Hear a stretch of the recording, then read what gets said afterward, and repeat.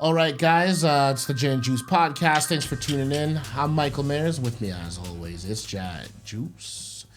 Now, we're going to talk to you guys a little bit about the Tyson Fury and Deontay Wilder card coming up here for the WBC Heavyweight Championship of the World and the Lineal Championship for what it matters. Apparently, Wilder doesn't care about it, but it's also on the line technically. So this obviously ended in a draw. One of the craziest fights we've seen in terms of the drama. Like you have the champion and he's losing and he knocks this dude senseless, and somehow this guy like Lazarus comes up from the dead, man. Like crazy first fight. This number 2 is boding to be just as hyped, if not more, because of the way the other one ended. What are some of your takeaways before this weekend's bout? So the thing with the previous fight, I mean, it's been chewed up and like so many people have talked about it already. So I don't want to like just rehash what's been said over and over and over again. But I'm just gonna say from my perspective, the fucking draw last time, I wasn't mad at it. I was like, oh, this is one draw that I'm not mad at because first of all, I'm like would be happy to see that fight again for sure. And because those are really the two boxers that actually excite me. I don't really have any. Anthony Joshua kind of faded does not excite me at all. Like maybe he would excite me in a fight against Wilder or Fury or something, but at the same time, not really. It's not the same draw after that Andy Ruiz. After the Andy Ruiz fiasco as well. Yeah. Also, anyways, that's another topic. But yeah, his win against Ruiz the second time around. Ruiz wasn't prepared. Ruiz looked like a shell of a boxer. That's not the topic of what we're talking about now, but. Anthony Johnson definitely put him on the back burner in terms of my interest. And I wasn't mad at the first Fury Wilder draw. I think that, like everybody said, Fury outboxed the shit out of fucking Tyson, or the shit out of Wilder. I agree with that. He's a better boxer and all that stuff. But at the same time, he got dropped twice in the 9th and the 12th. I believe the first time he got dropped with a hook was in the 9th. It was a much lighter kind of drop. It wasn't like the 12th round where he got put into another dimension for about 10 seconds. Yes, he was. You know, a lot of fighters, referees would have called that fight. I mean, remember how on YouTube they had like the countdown. They were like, grab your timers, ladies and gentlemen. Like grab your stopwatches. It was close. I'm not gonna make an argument that it was slower or faster. If that wasn't a heavyweight title fight. With that much money on the line, that would have been called. Correct. Because he didn't start to get up until like 6.5 seconds. For sure. He literally just was like sleeping. And he's like, whoa, and then stands up out of like just default mode, which is crazy, and somehow finished the fight. Yeah. And he did well with the second part of the round. I know, he surprised the shit out of Wilder. Wilder was like, what the hell? Dude, I thought you was dead. I thought you were literally dead. The touch of God just ended it. And then Tyson went and actually almost outboxed him because I think Wilder was just freaking out. Like, what the hell? This guy survived? Now, ahead of this fight coming up, Wilder's talking about how he's not going to just try to technically outbox and leave it for the hands of the judges. He wants to knock out Wilder, which gives me shivers to hear him try to talk like that. Interesting. I'm not saying he's not capable, but if you're going to start swinging... Yeah.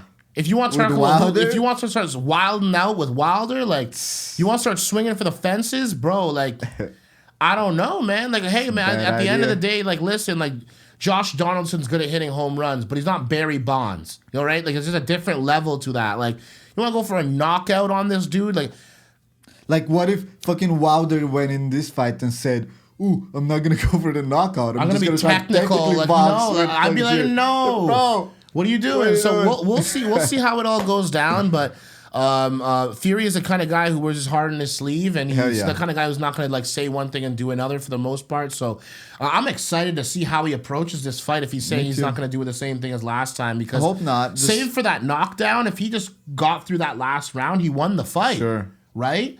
So that ultimate equalizer that is that right hand from a guy whose build does not look like he's the hardest, most devastating heavyweight puncher of all time. More than Mike Tyson, more than a lot of these dudes out here. It's actually kind of crazy to see a guy with that build be that powerful, that scary, that dominant. 42 wins, 41 knockouts. Like, what?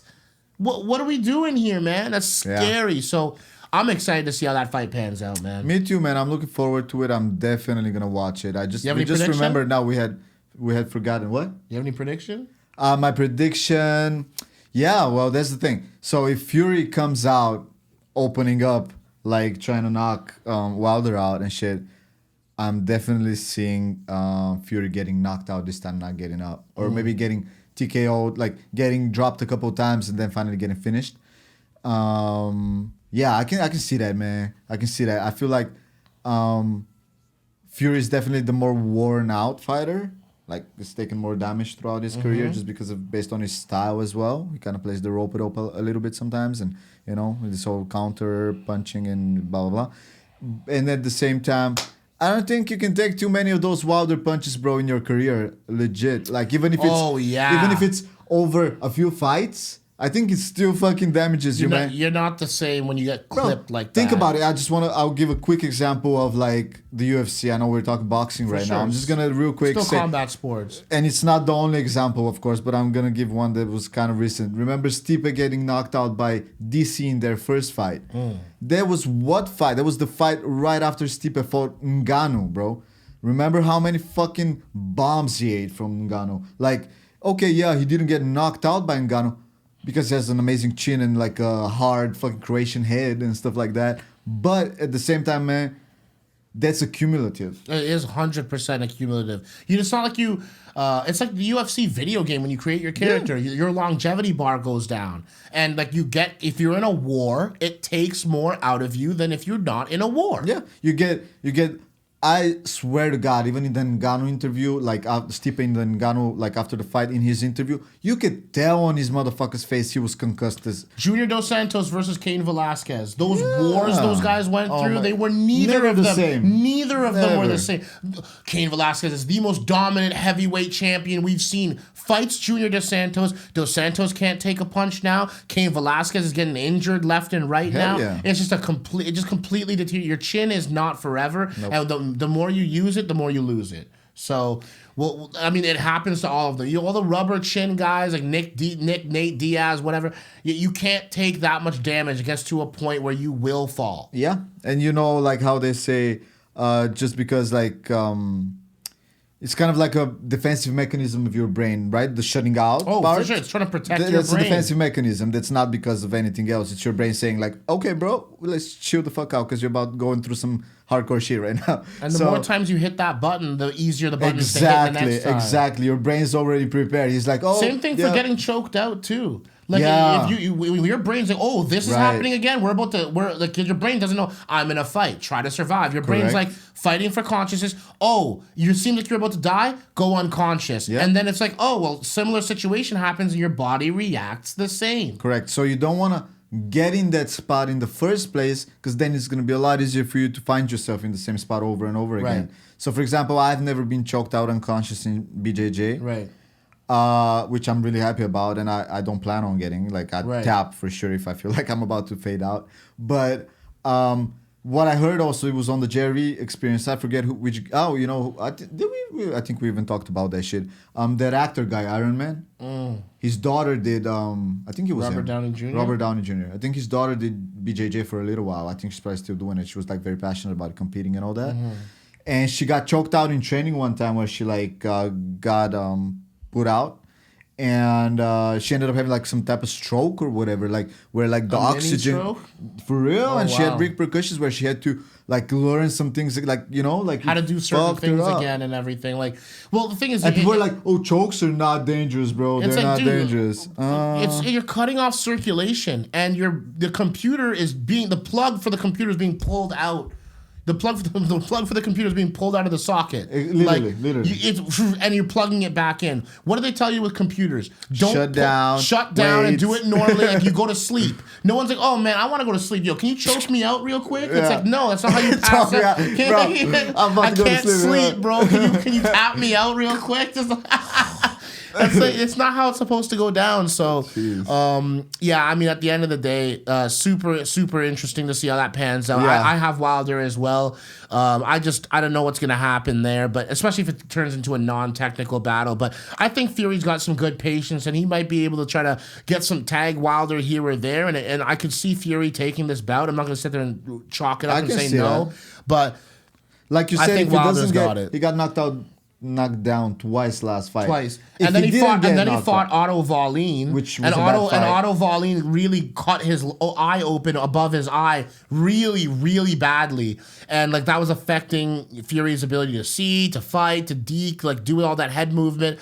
So if Wilder uses that as a target, you can open that cut up. That again, same thing. Those cuts, they open up even easier the next time. You see Nate Just look Diaz at and Nate stuff, Diaz, look at GSP, look at these guys who get cut on their face on a regular basis, and how easily it bruises again, how easily it cuts again. So the attrition that we're talking about here. And Wilder has not taken the same type of damage as Fury along. Like For sure, these he's last knocking few years. everybody out immediately. So hey, if you just want to look at it that way, I think this time Wilder's gonna crack Fury and not, I mean, honestly, I can't really doubt Fury after the last fucking get hard Because, bro, bro, to like doubt. this is unseen and unheard of. But hey, I still got Wilder. I think this time he knocks him out. That's my prediction. Yeah, I think I got Wilder on this as well. I think that Wilder won't be as surprised if Fury did get up. He wouldn't be like, "Holy shit, is this guy like a demon?" Like he will be like, "Okay, I expected you to get up. I'm going to knock you out even more." So again, that element of surprise is now dissipated. And I have Wilder in this one. Let us know in the comment section below where you guys stand on it, and get excited for this bout on Saturday. It's going to be amazing. All right, we'll check you guys in the next one. All right, can't wait. See y'all guys.